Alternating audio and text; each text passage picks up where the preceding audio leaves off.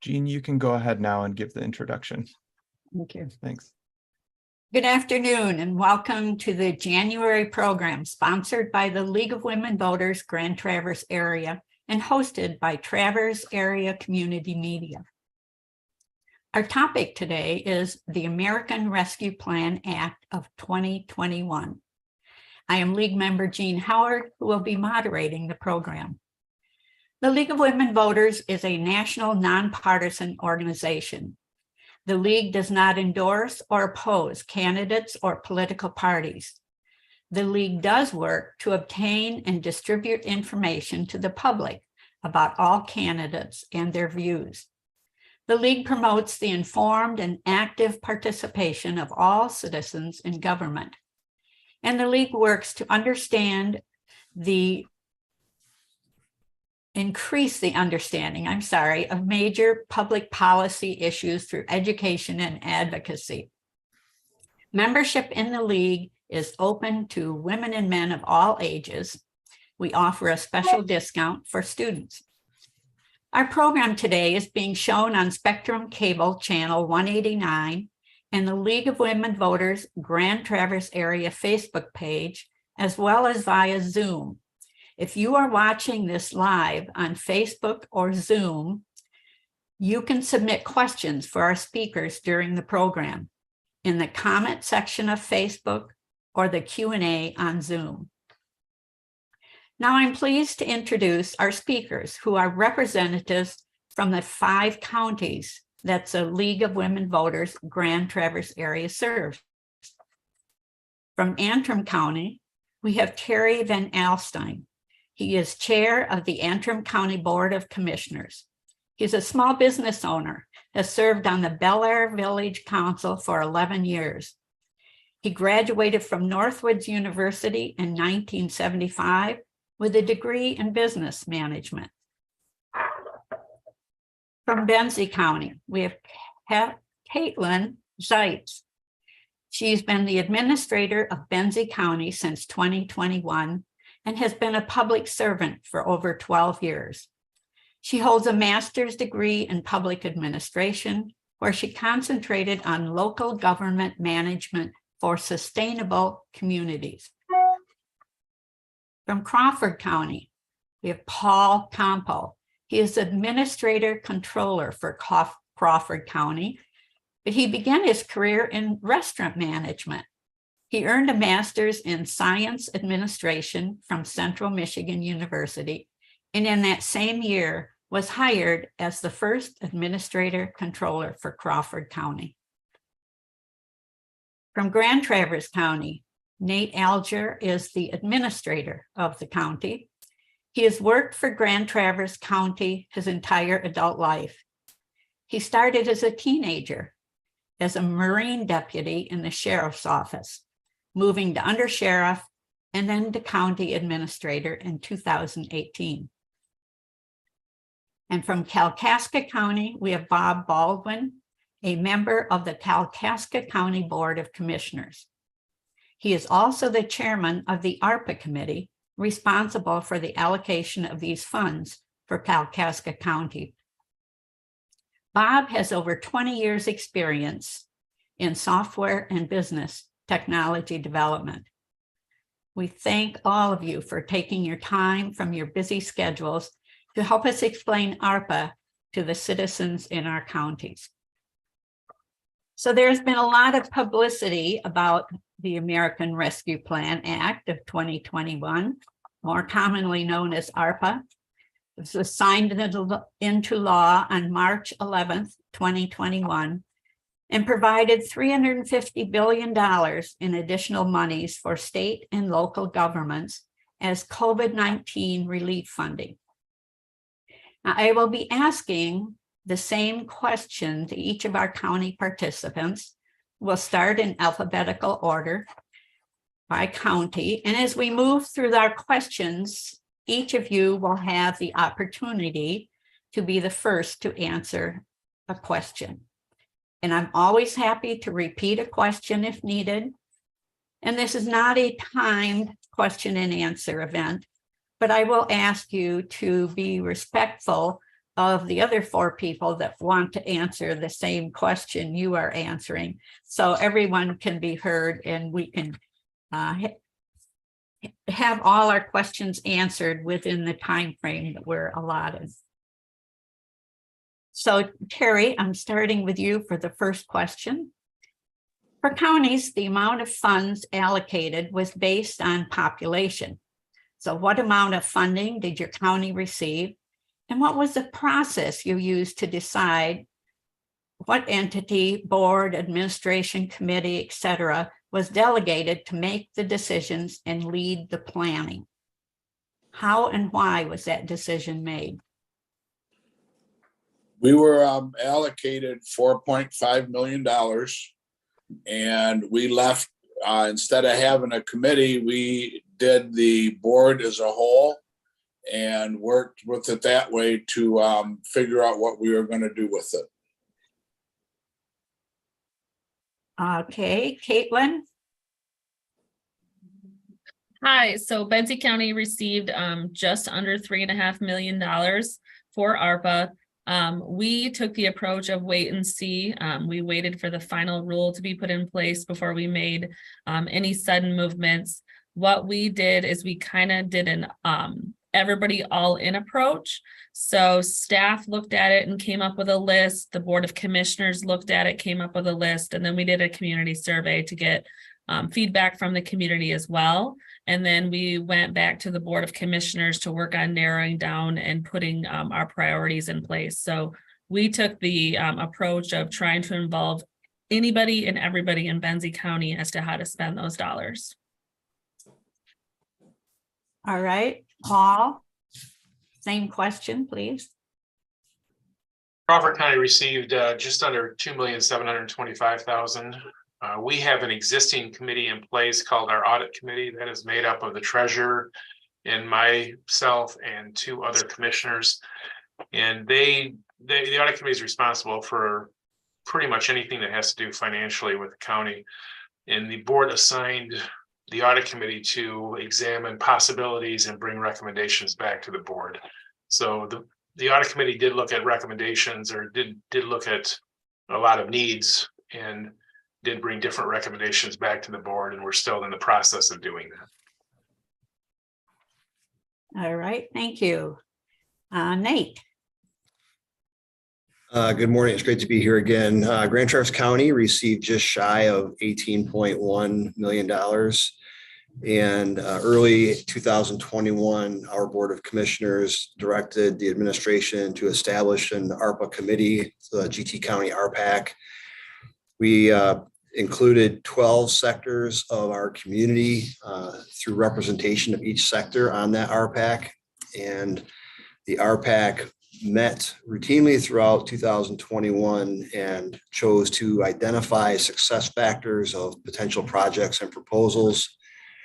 The ARPAC identified investment criteria that those proposals would be graded and weighed against.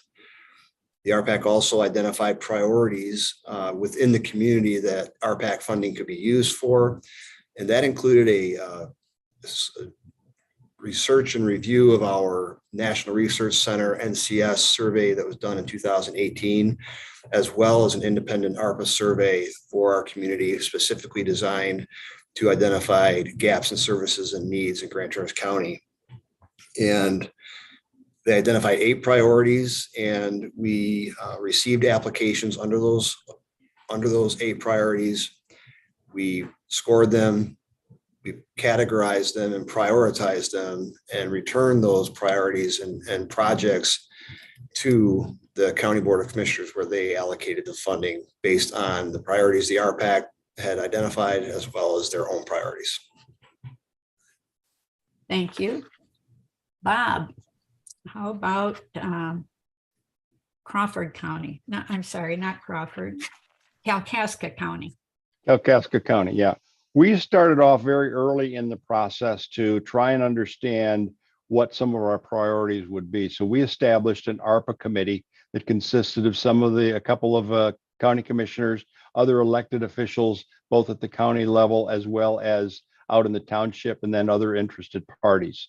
We attempted very early on, because we knew all of the regulations were preliminary at that point in time, but we tried to establish a set of priorities that included what are the things that we need to do specifically within the county administration? What are the things that we can do for the county that are supportive of county activities and county administration, but also have a large impact on the community, on the Kalkaska people as well. And then a third priority was to make certain that a portion of the funds that we had were really focused entirely on supporting things outside of the county government or county operations. So for instance, we attempted and have talked about allocating a certain portion of our funds that go directly to individual townships for projects that they are working on as well. And we're still in the process of evaluating. The rules and regulations have changed over the years, but we have a set of priorities. And as we meet on a periodic basis, try and reevaluate what we've allocated funds for and what makes most sense as we move forward. Okay, thank you. Second question, I'm going to start with Katelyn. And can you talk about some of the eligible uses and the restrictions that were part of this funding package that impacted your specific county? And was it difficult to make sure you were in compliance with the various rules stipulated for these funds? So the big one that really impacts Benzie County is broadband internet. Benzie County suffers from a lack of internet horribly. And so, that made it a little easy for us because expanding broadband was called right out in the allowable expenditures. And Benzie County had already been working on ways to enhance broadband in Benzie County.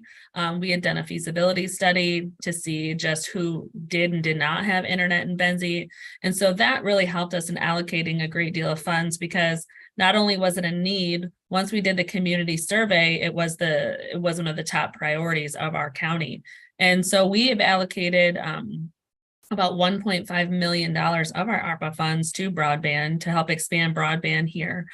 Some of the other expenditures were housing. We've allocated just over $1 million to housing, which is also one of those things that, was called out in an easy expenditure. So from a Benzie County standpoint, we had such great needs that fit, pretty well into the allowable expenditures that it made it a bit easy for us, because also too, our community found those as their top priorities. And so our community really helped us in making those decisions easy to allocate those funds to best support everybody. Thank you. Paul, Crawford County.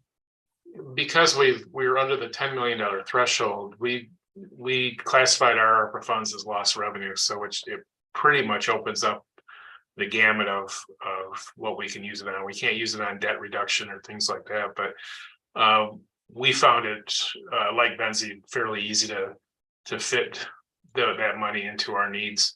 Initially, we started premium pay initially, which was something called out for in the original uses, and we offered some premium pay for our emergency services that worked over the high point of the pandemic.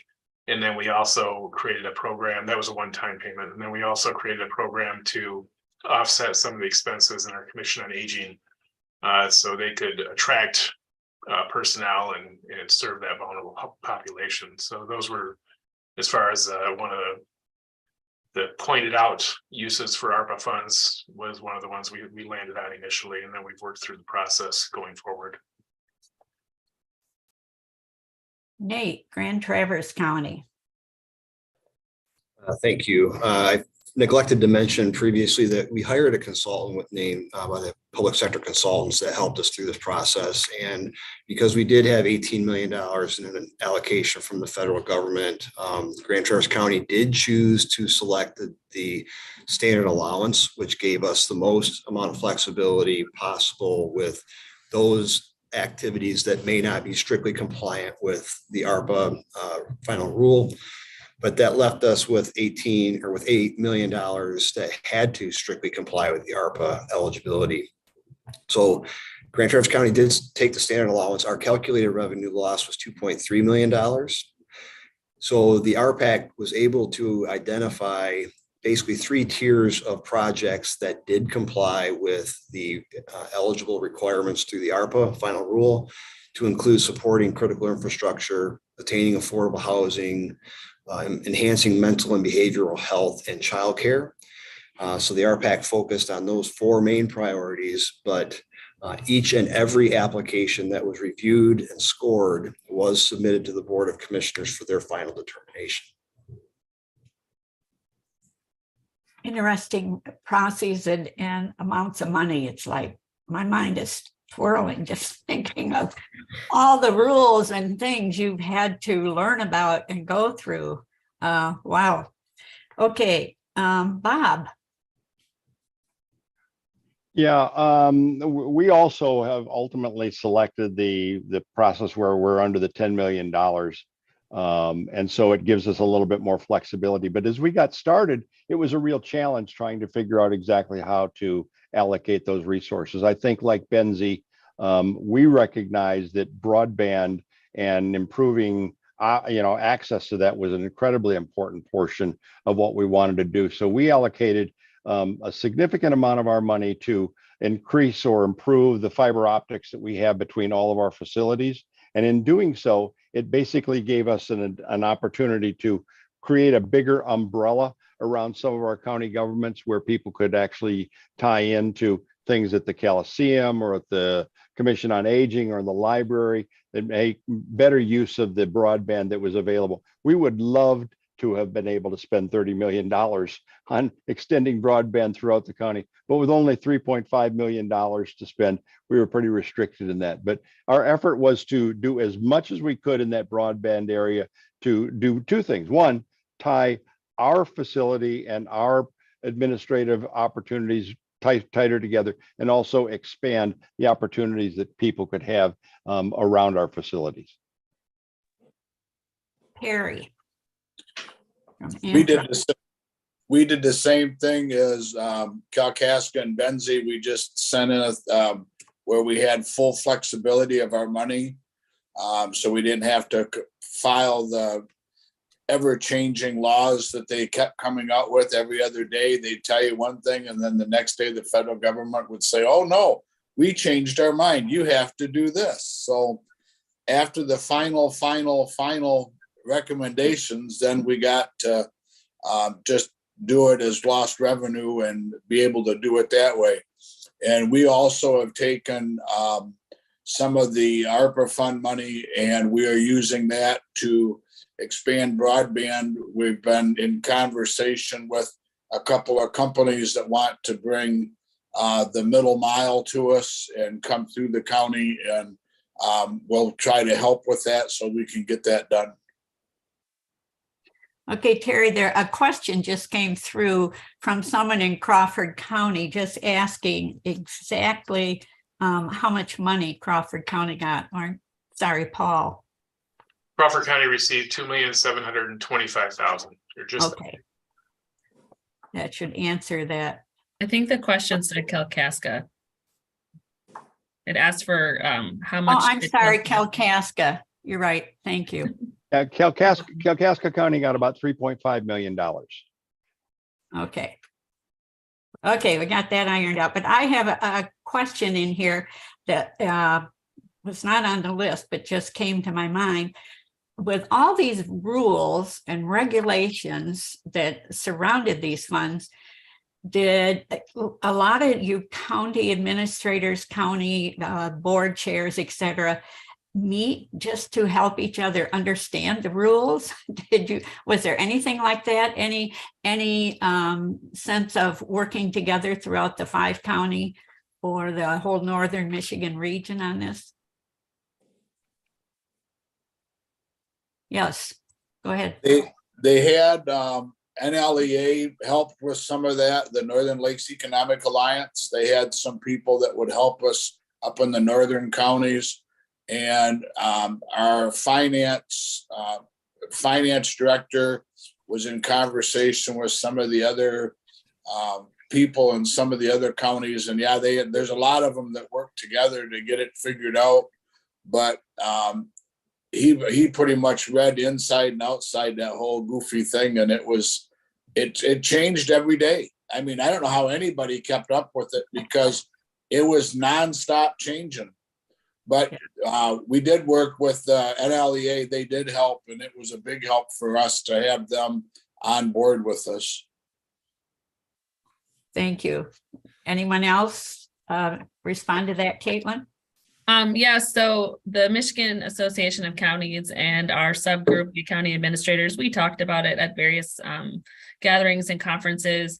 I also reached out to some colleagues that I, also work for various counties, Chris Forsyth and Lisa Segala from Manistee County, and just, really just chatted along the way. Best practices. What do you think about this? What is your take on this? And so just a lot of casual conversation along the way with those that, I've already built rapport with over the years. And I think that really helped a lot. Thank you. Okay, on to another question. If I could, may I ask? I'm sorry, sure, Nate. Add to everything that was already said. Sure. We also worked with the Community Foundation. The Community Foundation had a larger group of interested individuals that were seeking to find the benefit of using ARPA funding to be, cost sharing efforts going forward for the larger community, instead of each individual county. So Dave Mengabeer and his team over there helped us understand a lot of that information, and it just helped work and facilitate through the ARPA process. Thank you. I appreciate all your answers to helping all of us understand ARPA and how it's working and what all the counties are doing. So another question, Paul, your turn to go first. How were citizens involved in your process? And did the general public take the opportunity to share their opinions?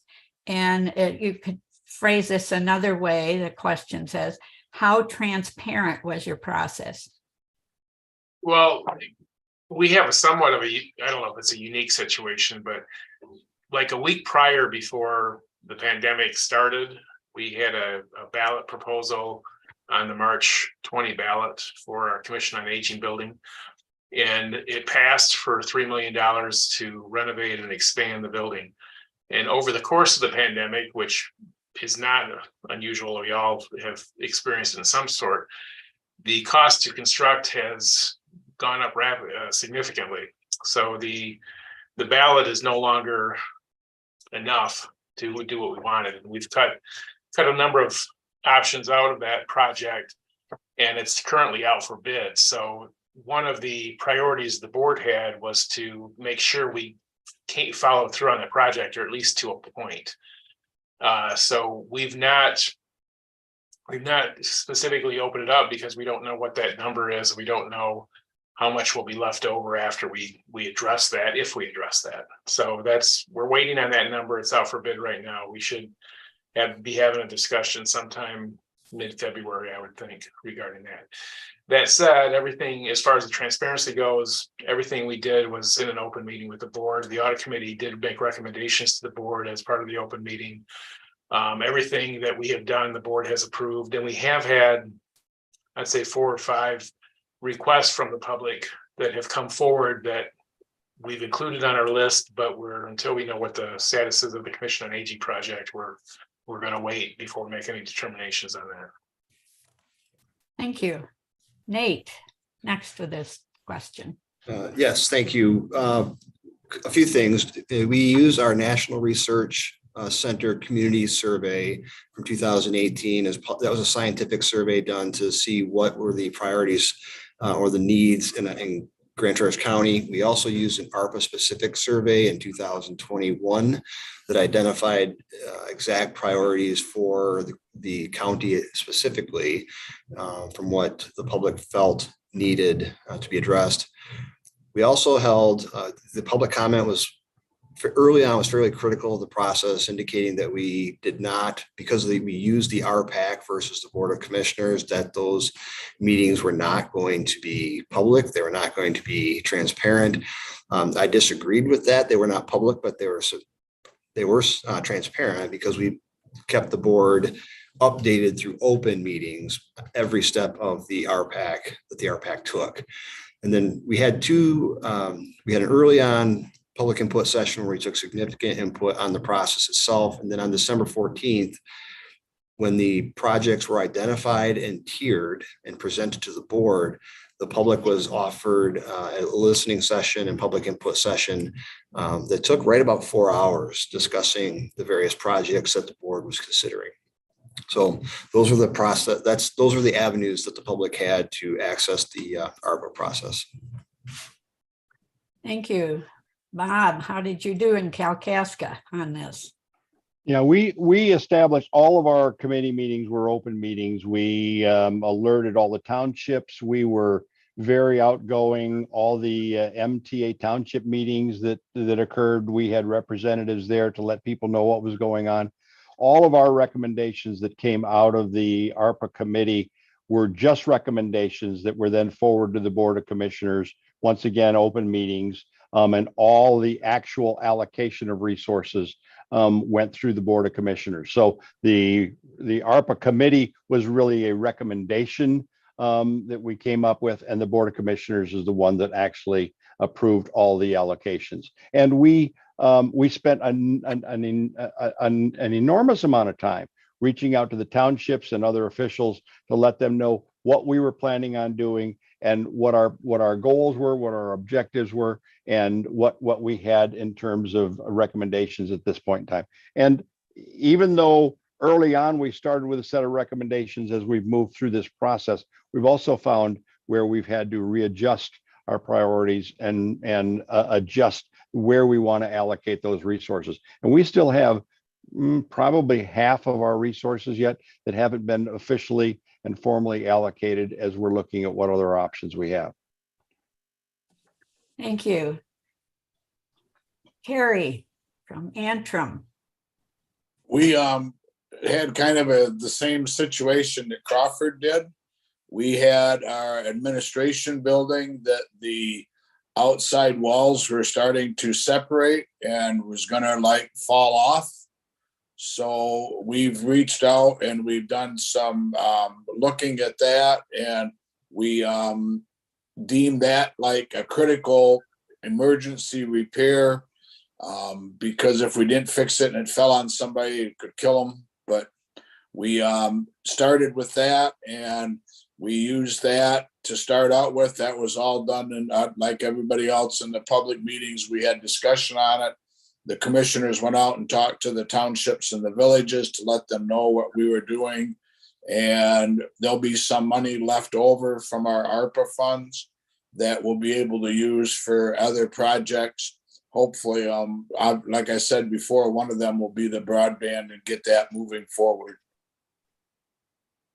Okay, thank you. So Katelyn, Benzie.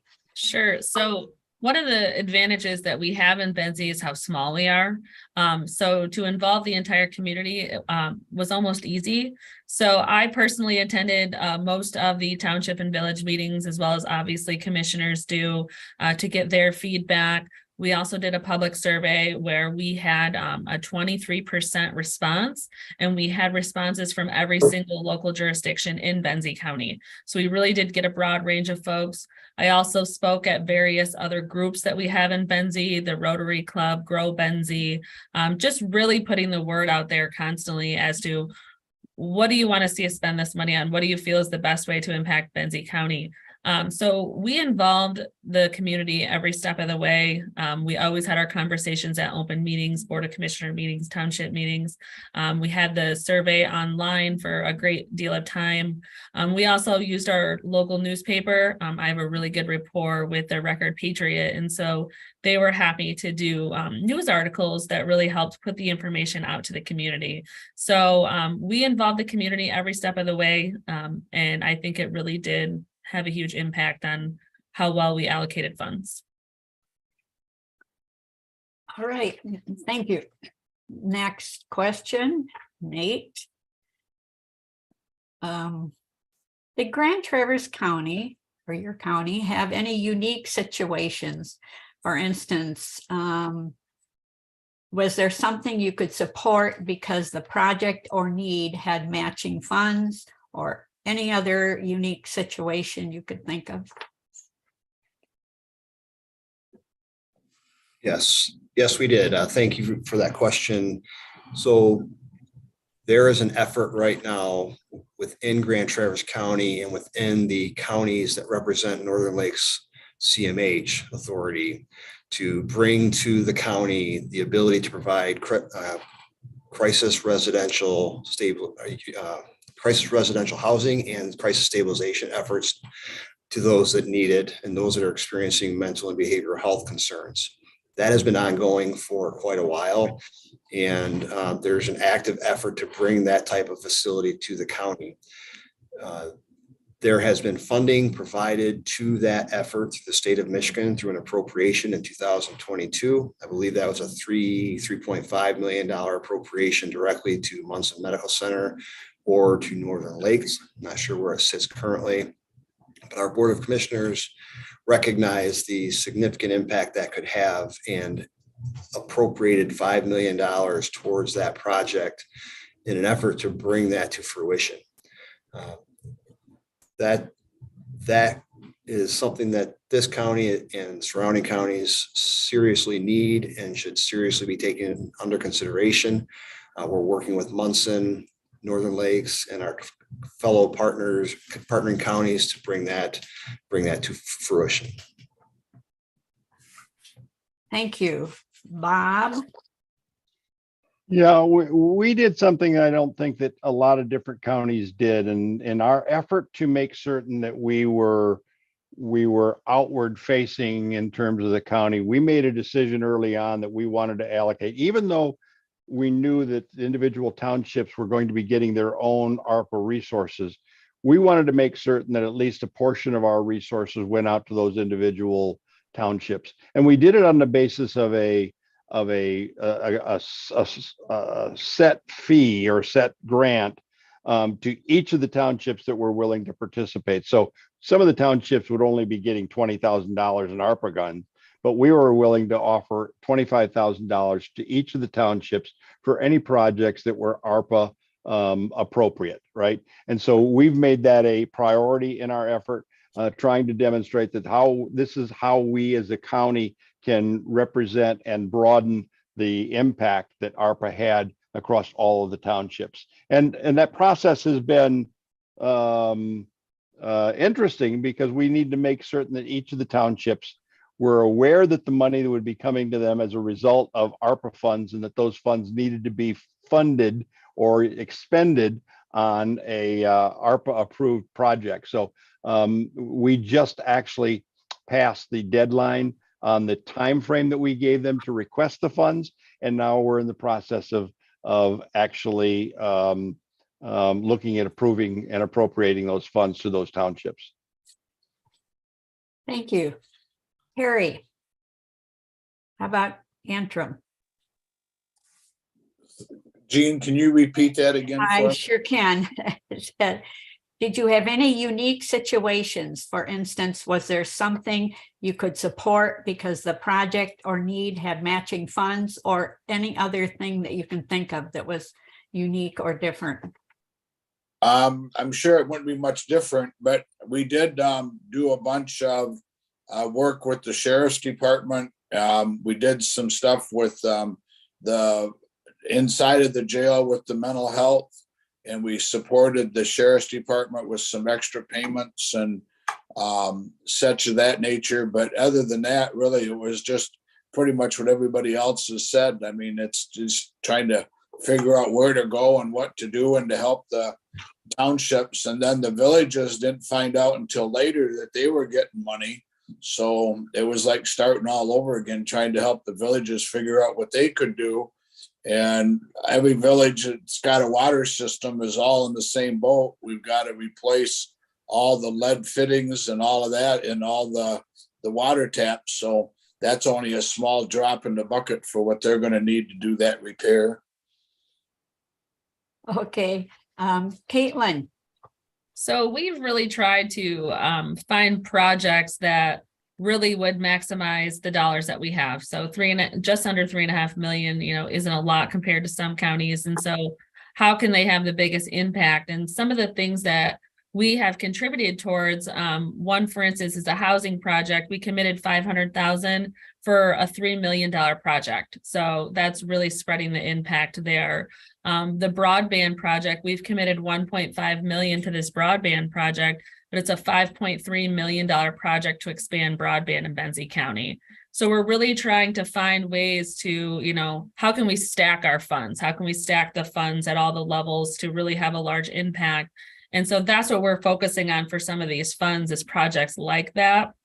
The broadband project, what's interesting is many counties are recipients of RDOF funds, so the Rural Digital Opportunity Fund. And so because there were so many areas in Benzie that won that reverse auction, our broadband project is taking where they're expanding with those federal dollars and really just expanding out so then we can reach more people. And so it's a really exciting opportunity from that standpoint. So those are some of the unique things. Our townships and villages, we had some that didn't want to apply for ARPA dollars because they were worried about the reporting and the staff commitment that it was going to take, because here in Benzie, nobody's really full-time. And so we worked closely with those townships and villages to ensure them that we're here for them every step of the way. We're here to assist them in any sort of reporting or, bouncing ideas as to how to spend their funds. And so we're really taking that team approach here in Benzie. thank you. Paul and Crawford. I'm not sure how unique it is. Our approach initially with especially with Commission on Aging and the premium pay, we were struggling to staff homemakers and personnel that could provide those services that were needed, and we simply were not competitive in the labor market. So by being able to work with that organization and use some of the ARPA money as a premium pay to offset or increase those wages, we were able to get some people on board and get that population taken care of in that respect. Other than that, we looked at capital improvement projects, things that would be very difficult for us on a limited budget to have to come up with in any given year or have to put money aside for. And we've been going through the process of identifying things of that nature, like parking lots and rooftop units and building improvements and building security, which we did not have at the time, and we've implemented that. So we've used some of those funds for those things that would be really hard to do in a normal year, I guess I would say. Thank you. Okay, next question. Bob, you get to go first. From Kalkaska, what were the biggest challenges you faced during this process? Really, the biggest challenge was the never-ending changes in the regulations, right? It was always the interim final set of regulations, and you didn't know whether it was the interim final regulations or the final interim regulations. But that was the biggest challenge that we had. So, for instance, when we went out and surveyed the townships and asked them what their most important aspects were, what their most goals were, it always came up with roads and broadband, right? Broadband was obvious. That was something that was obviously included in the proposals. And so we were able to work through that initially. But it wasn't until February or March of last year that the government came out and said, oh, we're going to allow you to use road money on roads. Before, it was absolutely categorically excluded. So we'd already been in the process of allocating resources for almost a year before we found out that roads were going to be available. So it was that's probably the most challenging and difficult thing that we faced, was that never-ending change in how the resources could be used. And even when they came out with the $10 million lost revenue, that was a flash in the pan, and it was wonderful, but it came out so late, it really forces us to reallocate a lot of things. So that was the biggest challenge that we faced. Okay, Terry, any I could better, agree different with, challenge than that? I could agree with Bob more because that was never ending. It was changing every other day, it seemed like, and there was no way to keep up. I mean, we're fortunate that we had a guy, our finance director, that actually kind of stayed on top of it, but it was just a mess. But that's how it goes with that funding. So at least sooner or later, they said we could just group it together as to under $10 million and move on, but my goodness, what a mess it was. Katelyn, I echo the same. The constant changes were, a bit frustrating at times. But then also unique for us is I was a brand new county administrator. So the whole deal was a little, nervousness as it was, because I became the administrator of August of 2021.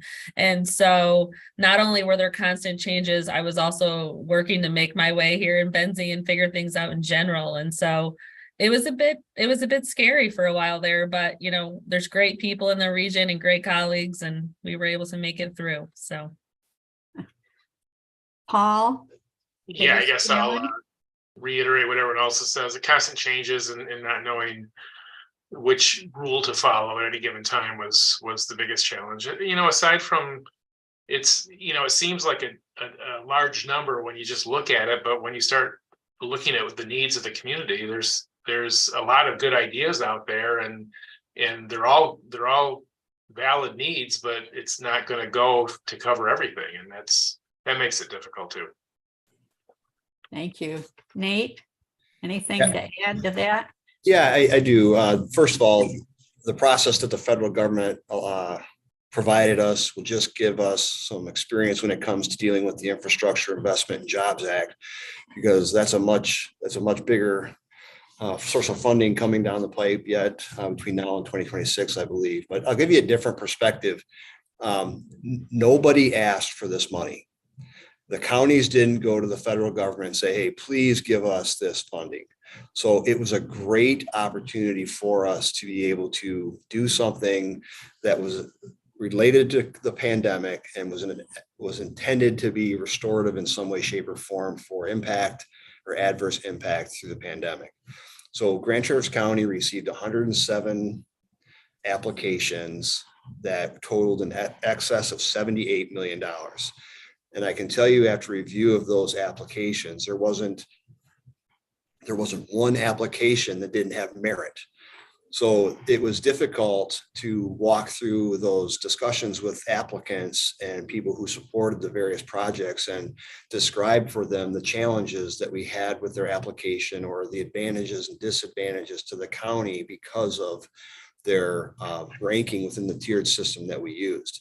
So that was challenging. I think that it was a great process to go through, and I think it had a lot of integrity, but it did allow us to become a little more certain about the process we used and a little bit closer to our community through the explanations that we provided. Sometimes it's never easy to spend money, is it? It's very funny. The counties are not geared to just give away money like that. That's not in our makeup. Yeah. Okay. Next question. Start with Terry. Were there any controversies that had to be worked through? Any major controversies that, as you're dealing with this fund of money? Not really a whole lot. We had an issue with some of the commissioners that didn't want to you always have conflict there, but Yeah. they didn't want to use the money for the administration building. They wanted to use it for a different building, and we are working on obviously more than one building, trying to figure out what we have to do to get our buildings up to snuff. We've had a lot of years of no maintenance on them prior to the board that we have now and past, but now we're trying to move forward with that. So the only conflict really with the amount of money to be spent was which building are we going to put it to? And how are we going to use the money the best way we can to reduce what the taxpayers are going to have to pay to fix these buildings? Okay, before I go on to Katelyn, I just want to remind the audience out there on Zoom or on Facebook to please submit any questions you have in the Q&A on Zoom or through the Facebook question app. So on to Katelyn to talk about any controversies.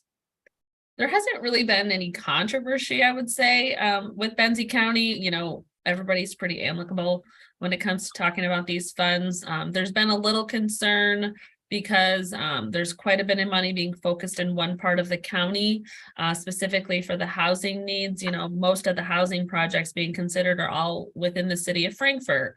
And so there's a little concern there as to, you know, why are we focusing on Frankfort for housing specifically? But at the end of the day, Frankfort has the infrastructure. So naturally, that's where you go for affordable housing, is because the infrastructure is already in place.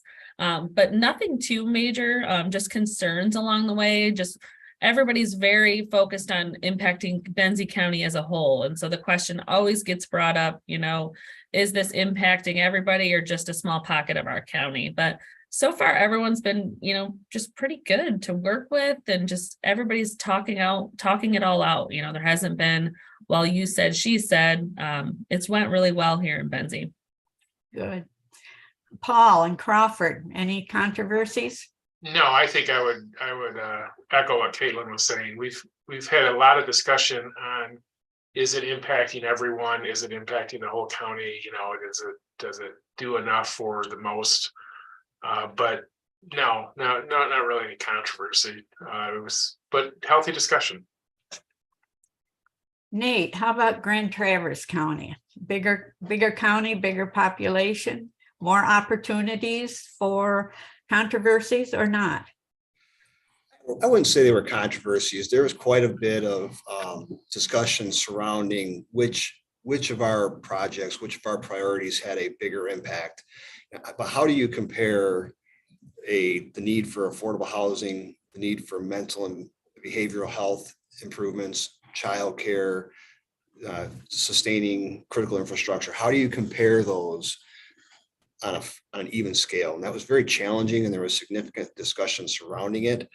I think our board did a fair job at kind of scattering the infield with those main priorities.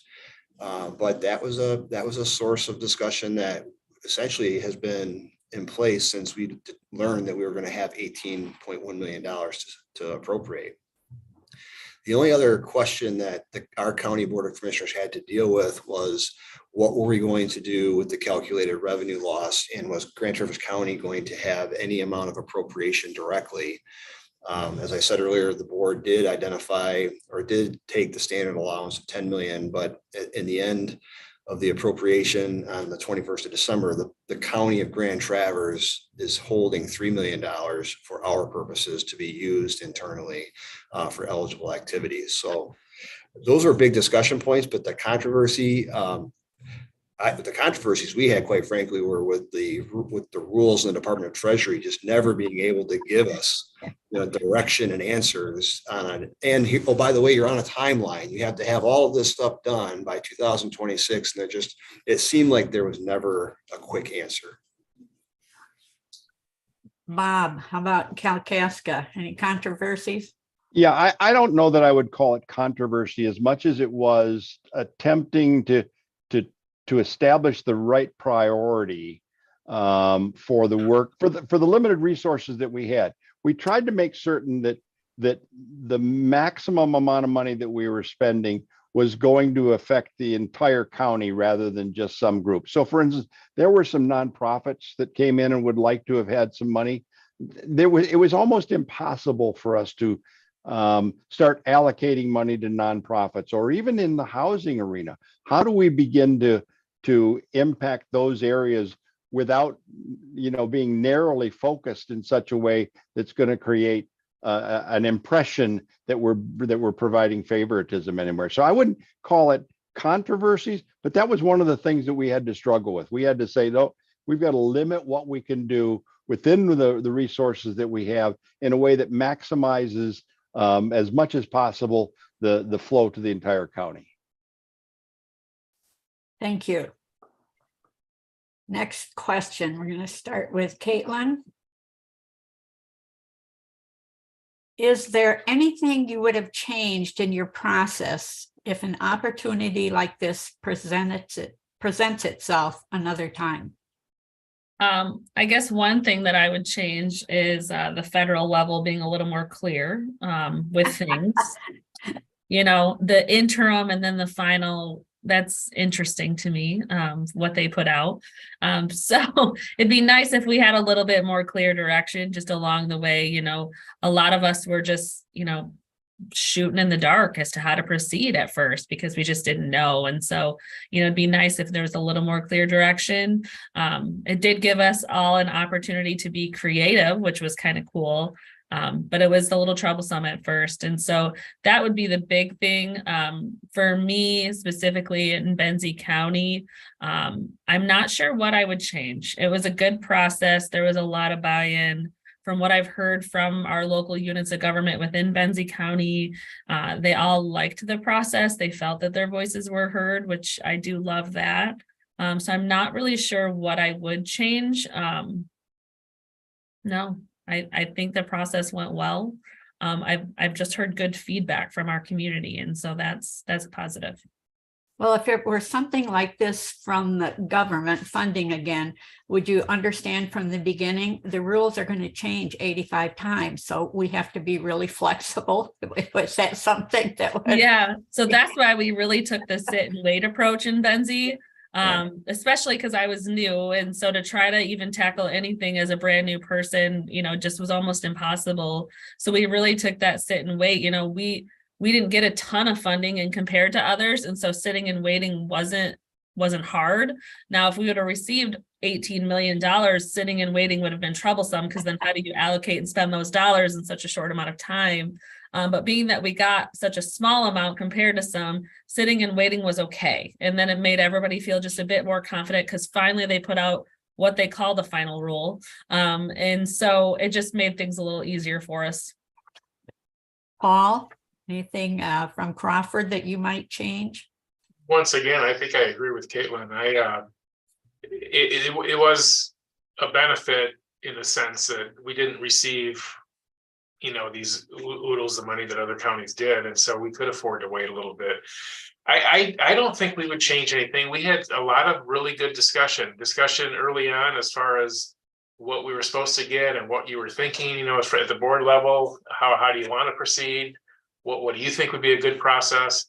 And then afterwards, when we'd make recommendations and you know, again, with our Commission on Aging building project, you know, yeah, let's wait and see. We can afford to do that. So no, I think I'm pretty happy with how we approached it. And I think we would do the same thing with few changes, very little changes going forward.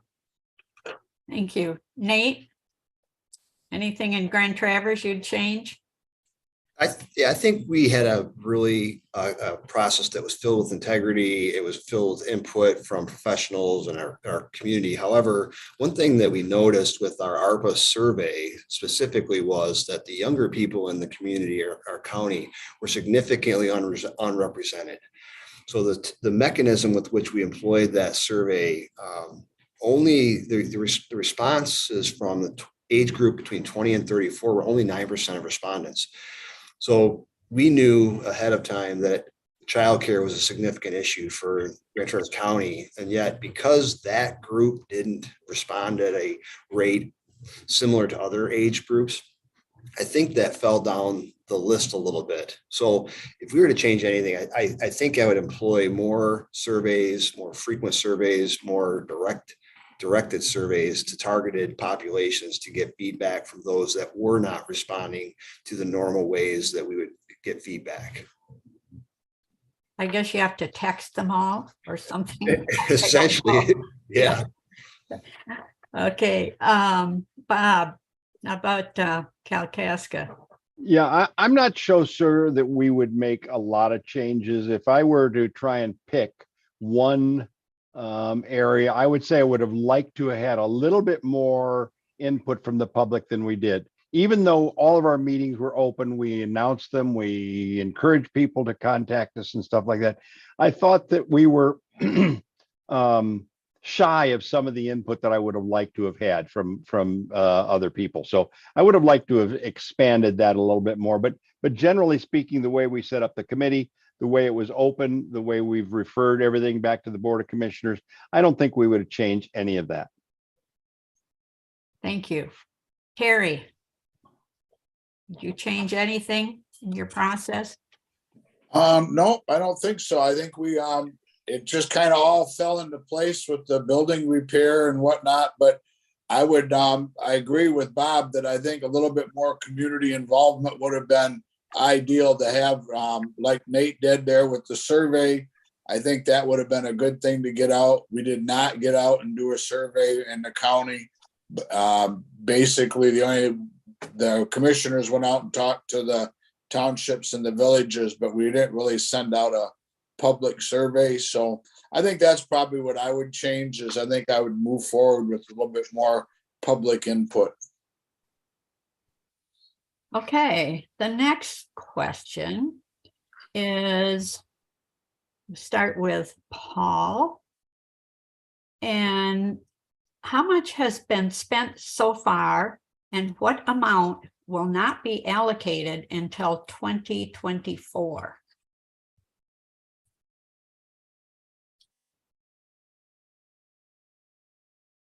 We spent about, I'd say just under $200,000. And my guess would be a fair amount. I would think somewhere around the 750,000 range would not be allocated till 24. We have, like I said, we have a good idea what we want to do, but we do want to wait and see what our building project comes in at, and we should have that within the next 4 to 6 weeks. So I think 23 we'll see the bulk of it, but I expect and hope that we're going to have some money left over so we can do more of more community projects than maybe what we have listed on our sheets just now. So you all have the X amount of dollars, and you have it to spend now, and it has to be spent. You have until 2024 till it's allocated, and then what, 2026 till it has to be spent? Is that it? It's be obligated by the end of 24 and spent by the end of 26. Okay. And you're not getting any more money. There just might be a few more rules. Awesome. Okay? Possibly. Okay. Nate, how about Grand Traverse County with this? How much has been spent so far, and what amount will not be allocated until 24? So the only money we've spent through the ARPA funding at this point is for our consultant, PSC. And I think we've contracted with them for 25,000 on 2 occasions, so less than 50,000. But on December 21st, the board awarded funding to 27 different projects, just shy of $10 million. So we are currently undergoing a process with PSC and Manor Custarian to work through the agreements with those various applicants and project sponsors to allocate or obligate those funds in 2023. So we need to have all of it obligated by the end of 2024. And the problem I see going forward is we know that somewhere within that bucket of funding, some of these projects aren't going to come to fruition. There's going to be a necessity to bring some of those funds back to the Board of Commissioners for reappropriation or reobligation. So we hope to have the full $10 million through those 27 projects by the end of 2023. And then the other projects that are identified, the $5 million for mental health infrastructure and the $3 million for the county specifically, we should have that mostly spent by the end of 2024. So a quick question that just came to mind too, and any of you can just answer this. With money that you've given for X project, did they have to then report exactly how those dollars were spent? Yes. And okay. Yes, they do. So that's the problem for the county. So we have to be certain that the agreements we enter into with these project sponsors or applicants, we have to be sure that they can actually do what they're saying they can do. Because if they don't spend the money in accordance with the final rule, that puts the county in jeopardy because we're responsible ultimately for that reporting mechanism. So when we talk about the standard allowance, the calculated revenue loss, and the general ARPA activity eligibility requirements, the bar moves from a calculated revenue loss or the revenue loss that the counties have identified. You can use that essentially. There are some rules for anything, but the eligible requirements for anything that is non-standard allowance or non-revenue loss funding, that is going to be strictly reported upon. So it depends on the amount of the award. It depends on many things, but ultimately we are responsible for the reporting. Okay, thank you. Bob.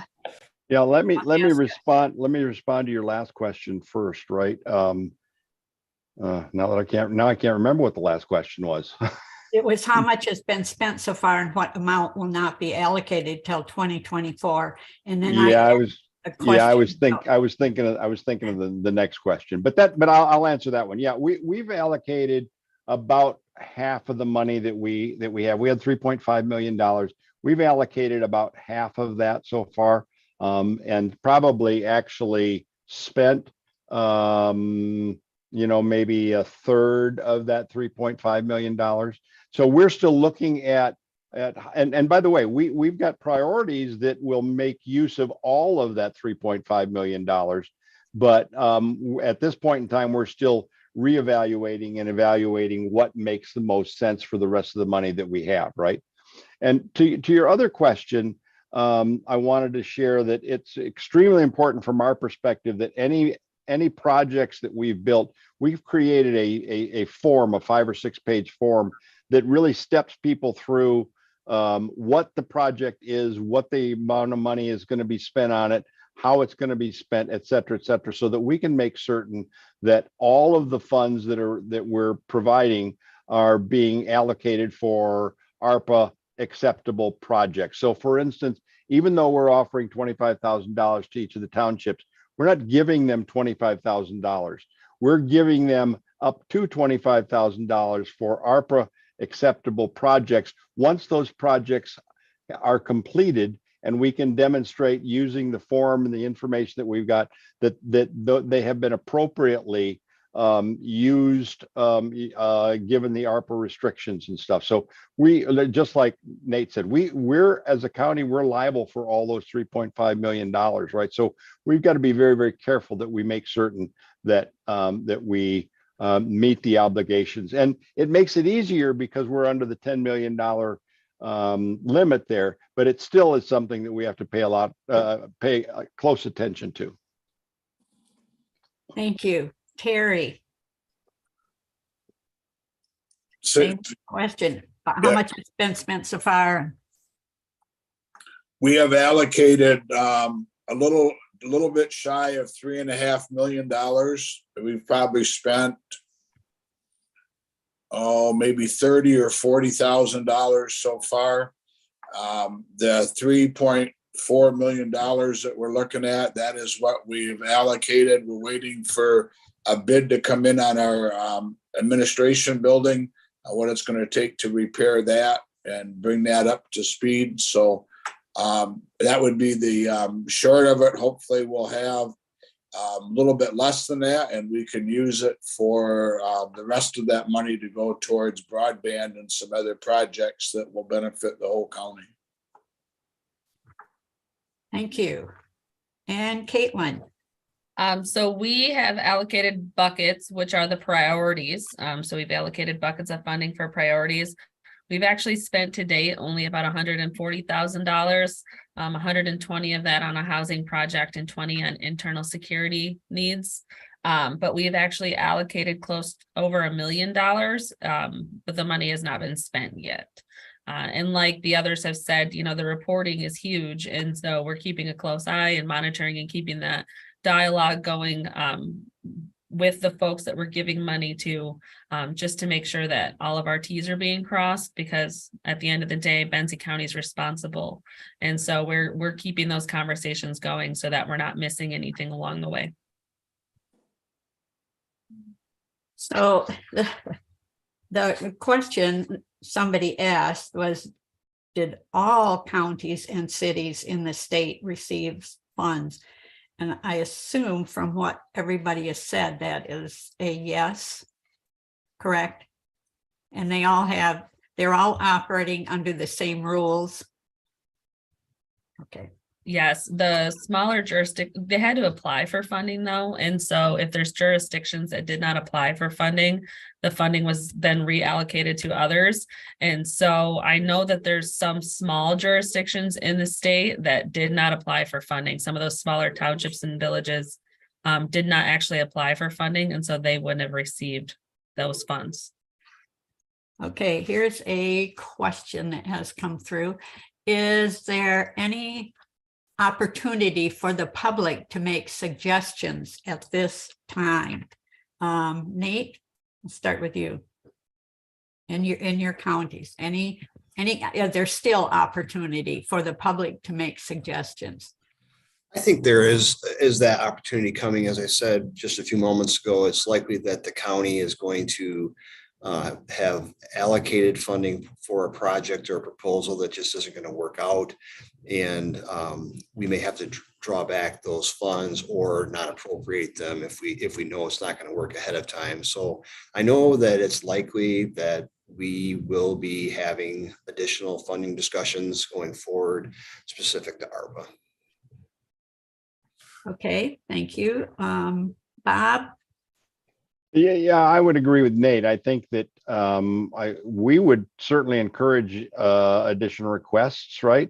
But once again, we have kind of set our priorities, and we're willing to make adjustments as we learn. But we're certainly still open to any other opportunities that might come up.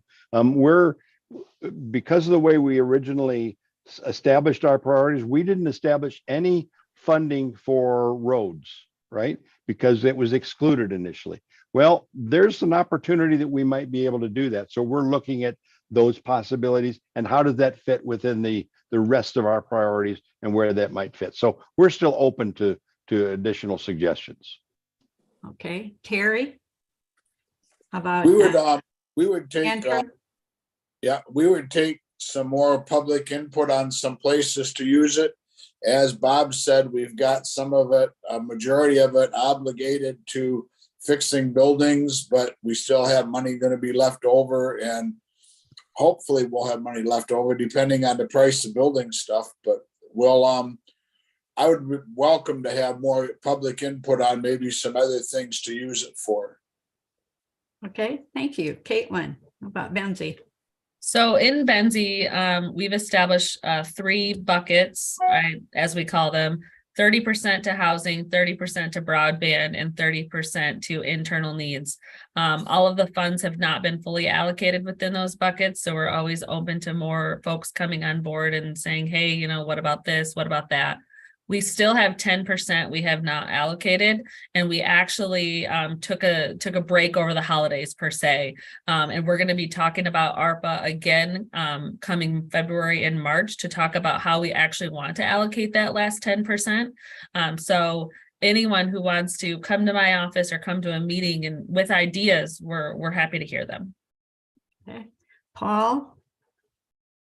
Yeah, first I want to correct my statement from the last question. We've spent 410,000, and I read my notes wrong. So beyond that, yes, I agree with all the panelists. I think we're all open to taking more suggestions, whether in our case at the audit committee level or at the board level. We actually had some discussion on it at our last board meeting about another possible use of those funds. So we have our priorities, like it's been stated before, but nothing's in stone yet. So the more discussion we have, the better we're off. Okay, Bob, another question here, and you get to go first. So we'll see what your county is doing. will there be final reports that will be publicly available? I guess we haven't thought through that exactly yet, but I'm certain that there will be. We will ultimately, by the time we've allocated and spent all those resources, we're certainly going to be making available a list of all the projects that we've engaged in and how the money was allocated and spent. I guess we haven't really thought in terms of what that report might look like, but there will absolutely be some kind of mechanism where we can report back to our county community, how we allocated and how we spent those funds. Harry, how about Antrim? It'll be the same way. We're gonna, when we get all done, we'll have a report that we'll put out, probably be on a open, when we do our Zoom meeting on the County Board of Commissioners and it's on Facebook Live. We'll probably have a chart that will show what we spent that on, and then we'll have it available at admin and then probably at the clerk's office. Katelyn? Same in Benzie, we'll have some sort of Excel spreadsheet that we keep track of what's being spent and what hasn't been spent yet. We'll have a list of projects and what's been allocated. So all of that will be publicly available on the website, as well as, if somebody wants to request that information. From another standpoint, interpreting that question differently, the Department of Treasury reporting, we can download our reports out of there once we submit them. And so if somebody wanted that sort of high level reporting, we would make that available. Okay, Paul?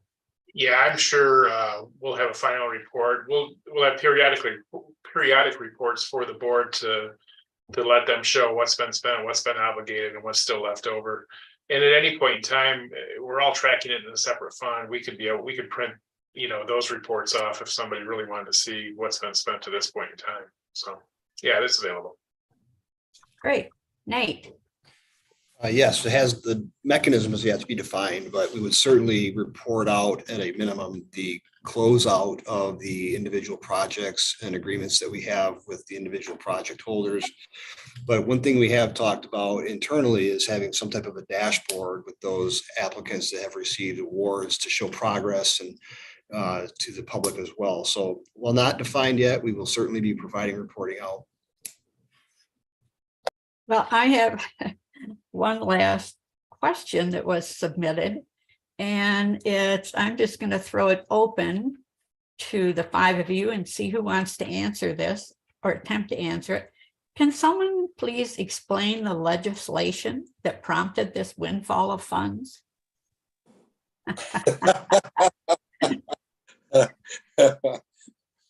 Boy, there's one you wouldn't want to touch with a 10-foot pole. Anyway, any last comments from any of you about this whole the whole ARPA process? Yeah, so just to answer, I'll try to answer your previous question. The federal government recognized that counties and local municipalities were disproportionately affected by the pandemic. So they came up with this legislation, I think well-intending legislation, that tried to address that economic impact, if you will, associated with the pandemic. Now, as everybody's talked about these final rules and the interim rule, it went from that is the sole focus. You've got 4 categories that you can spend funding in that were specifically addressed to health and well-being of those affected by the pandemic. And it just blew up to this ubiquitous monster. So that was the purpose of it. I think it went a little awry, but we tried to focus on keeping it associated with activities that were impacted by the pandemic. Thank you, Nate. Thank you. And I want to just say a big thanks to all of our county representatives for a very informative presentation. I learned a lot, and I assume everybody else did who is tuned in. So from Antrim County, we have Terry Vanalstine, Benzie, Katelyn Zeits. Keep wanting to call you Catherine, I'm sorry. Crawford, Paul Compo, from Grand Traverse, Nate Alger, and from Kalkaska, Bob Baldwin. But thank you so much. And thanks to all of you who tuned in this afternoon. Thanks to TACM and Matt Kern for their continued technical support for our programs. Our future programs the next few months will be in person at Tattle, as well as available on the League of Women Voters Grand Traverse area Facebook page and channel 189 with Spectrum TV from 12 noon to 1:30.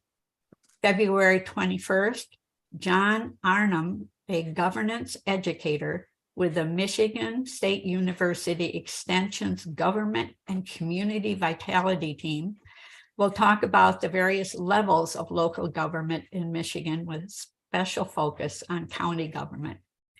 So March 21st is Women's History Month. So we will be having a program that will interview 3 or 4 women leaders in our area. To find out more about the League or to join us, please visit our website at LWVGTA.org.